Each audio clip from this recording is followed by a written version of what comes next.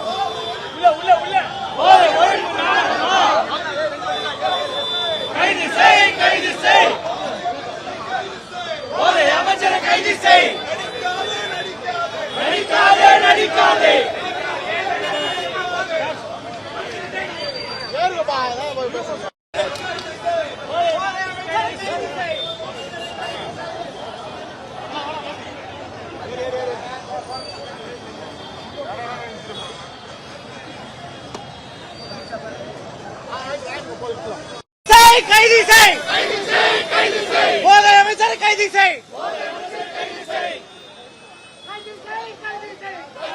கைது செய் போதை அமைச்சரை கைது செய் கைது செய் கைது செய் போதை அமைச்சரை கைது செய் கண்டிக்கின்றோம் கண்டிக்கின்றோம் தமிழக அரசை கண்டிக்கின்றோம்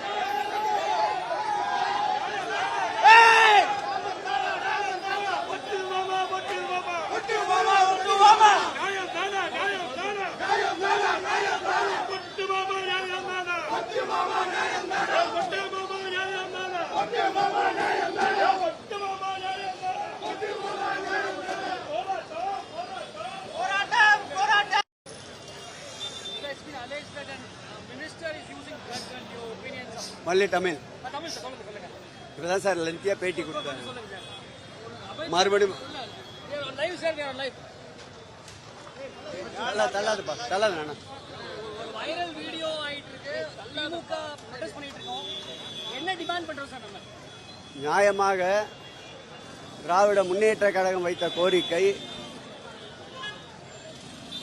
போதைப் பொருள் முழுவதுமாக ஒழிக்கப்பட வேண்டும் என்று மாண்புமிகு தமிழக முதல்வர் அவருடைய எங்கள் உயிரினும் மேலான அன்பு தலைவர் தளபதி அவருடைய ஆட்சியில் எடுக்கப்பட்ட பல்வேறு நடவடிக்கைகளை தொடர்ந்து போதை இல்லாத தமிழகத்தை உருவாக்க வேண்டும் என்று ஆட்சி மாறினாலும் எங்கள் முதல்வருடைய கருத்தாக அது இருந்தது.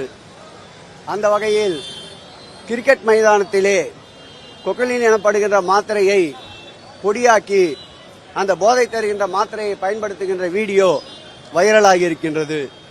வைரலாகி 4 நாட்கள் ஆன பிறகும் கூட போதை கலாச்சாரத்திற்காக மாரத்தான் போட்டியை நடத்துகின்ற தமிழ்நாட்டுடைய முதலமைச்சர் தன்னுடைய அமைச்சரவையிலே இப்படி ஒரு போதை பழக்கத்திற்குள்ளான ஆசாமியை அமைச்சராக வைத்துக் கொண்டிருப்பதை அவருடைய கவனத்திற்கு கொண்டு சென்று அவர் மீது நடவடிக்கை எடுப்பதற்காகத்தான் இந்த கண்டன ஆர்ப்பாட்டம். முறையாக காவல்துறையிடம் நேற்றைக்கு அனுமதி கேட்டோம். முதலில் மாவட்ட ஆட்சியர் அலுவலகத்தில் அதற்கு அனுமதி தந்தார்கள்.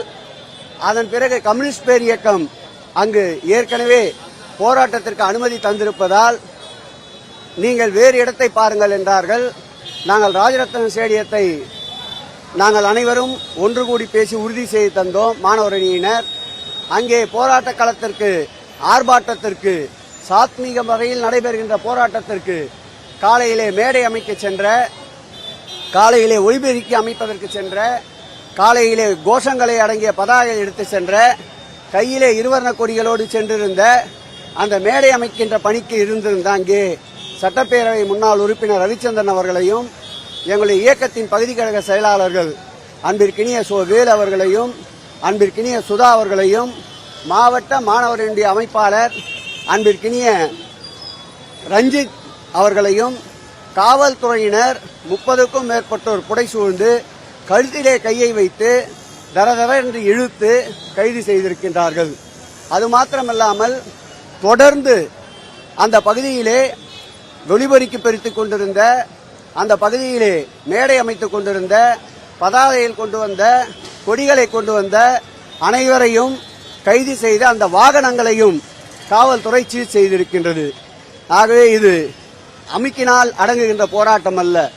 கடல் அலைக்கு ஒப்பான இயக்கம் திராவிட முன்னேற்ற கழகம் என்பதை காட்டுவதற்காகத்தான் நீங்கள் ஒரு இடத்திலே அமுக்கினால் மற்றும் ஒரு இடத்திலே இந்த போராட்டம் துளிர்விட்டு பூகம்பமாய் கிளம்பும் என்பதற்கு ஆதாரமாகத்தான் இன்றைக்கு நம்முடைய பட்டாளத்திலே இருக்கின்ற டவுட்டன் பகுதியிலே மறியல் போராட்டம் நம்முடைய மாணவர் அணி அமைப்பாளர் வீரமணி அவர்களும், அதேபோல் அந்த போராட்டத்தில் எழிலன் முன்னாள் சட்டப்பேரவை உறுப்பினரும் எங்கள் இயக்கத்தை சார்ந்த இந்த பகுதியுடைய சட்டப்பேரவை வேட்பாளர் அன்பிற்கினிய தமிழா கிருஷ்ணா அவர்களும், சென்னை பெருநகர மேயர், பகுதி கழக செயலாளர் உள்ளடங்கிய அனைவரும், மாணவர் அணியினரும் திரளாக நின்று இந்த போராட்டத்தில் கோஷங்களை எழுப்பி கைது செய்யப்பட்டிருக்கின்றோம். கைது நடவடிக்கை என்று காவல்துறை எங்களை ஆர்ப்பாட்டத்தில் இருக்கும்போது எச்சரித்தனர். நாங்கள் சொன்னோம், நெருக்கடியே சந்தித்த தலைவரின் கீழ் இயங்குகின்ற இயக்கம் இது, இந்த நடவடிக்கையை அஞ்சாது தாராளமாக கைது செய்யலாம் என்றார். அவர்களுக்கு சொல்லிக் கொள்ளுகின்றேன், திராவிட முன்னேற்ற கழகத்திற்கு கைதுகள், சிறைச்சாலைகள், வழக்குகள் என்பது மாங்குயில் கூவிடும் பூஞ்சோலை, எம்மை மாட்ட நினைத்திடும் சிறைச்சாலை என்ற வகையிலே சிரித்த முகத்தோடு கைது நடவடிக்கை உள்ளாகி இருக்கின்றோம். பிரைமரி டிமாண்ட் முதல்ல எடுத்த உடனே சொல்லிட்டேன்.